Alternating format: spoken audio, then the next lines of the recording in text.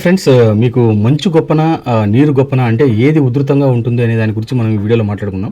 మీరు చూసుకుంటే మంచుని కూడా లాక్కొని వెళ్ళిపోతుంది చూడండి. వాటరు ఎంత ఉధృతంగా వాటర్ వస్తుందనేది మనం ఆ నీటిని చూస్తేనే మనకే అర్థమైపోతుంది. ఏందిరా ఇది ఇంత ఇదిగా ఉంది అని అనేసి.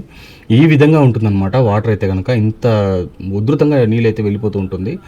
కాబట్టి మనం దీన్ని ఏం చేయలేమండి. ఎట్లుంది చూడండి అసలు. ఆ ఉధృతానికి వాళ్ళు పరిగెత్తున్నారు అక్కడి నుంచి. ఎవరు నిలబడే విధంగా లేదనమాట అక్కడ. అంత ఉధృతంగా ఐస్‌ని కొట్టుకొని వచ్చేస్తే ఒకవేళ మనుషులు దాంట్లో తగులుకుంటే ఇంక ఛాన్సే లేదు. నార్మల్‌గా వాటర్ వెళ్ళేటప్పుడే మనకు తట్టుకోలేం. అలాంటిది ఇంత ఉధృతంగా వచ్చే నీటిని ఎవ్వరు కూడా మనం నిలబడేదానికి కుదరదు. ఇంక చూసుకుంటే ఇక్కడ చూడండి, మనకు మంచు పడిపోతుందన్నమాట దిబ్బలు పైనుంచి మొత్తం నీళ్ళలో కలిసిపోతుంది. అంటే ఇది అంతేనండి, కొద్దిగా వేడి చిన్నగా తగులుతూ ఉండగా అది ఆ మంచంతా కరిగి దీనిలో పడిపోతుంది నీళ్ళలో.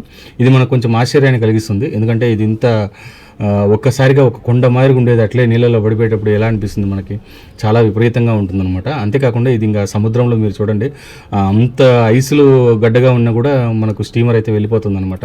ఇంకా బోట్స్కి వేరే మార్గం లేదు కదండి. అలాగే ఇక్కడ చూసుకుంటే మనకు టర్కీలో ఎంత మంచు పడుతుందో చూడండి. మంచు అనేది ఇంత మంచు కాదండి, విపరీతమైన మంచు అయితే ఇక్కడ పడుతుందన్నమాట. అలాగే నీరు చూడండి ఏ విధంగా ఉధృతంగా మంచుని గుంత కొట్టుకొని ఎట్లా తీసుకొని వచ్చేస్తుందో చూస్తున్నారు కదా. ఇది ఒక ఆశ్చర్యకరమైనటువంటి. ఇవన్నీ యాక్చువల్గా అటుపక్కే జరుగుతాయి.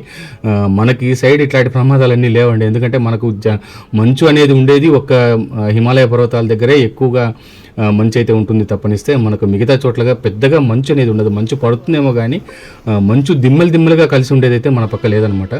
ఓన్లీ అటుపక్క మనకు, అందులో మెయిన్ రష్యన్ కంట్రీస్, చైనాలో కూడా కొన్ని చోట్ల ఎక్కువ ఈ విధంగా మంచు అయితే ఉంటుందన్నమాట. రష్యన్ కంట్రీలో విపరీతంగా ఉంటుందండి. ఇంతే ఫ్రెండ్స్, వీడియో నచ్చితే లైక్ చేసి, షేర్ చేసి, సబ్స్క్రైబ్ చేయండి. సబ్స్క్రైబ్ చేయడం మాత్రం మర్చిపోద్దండి.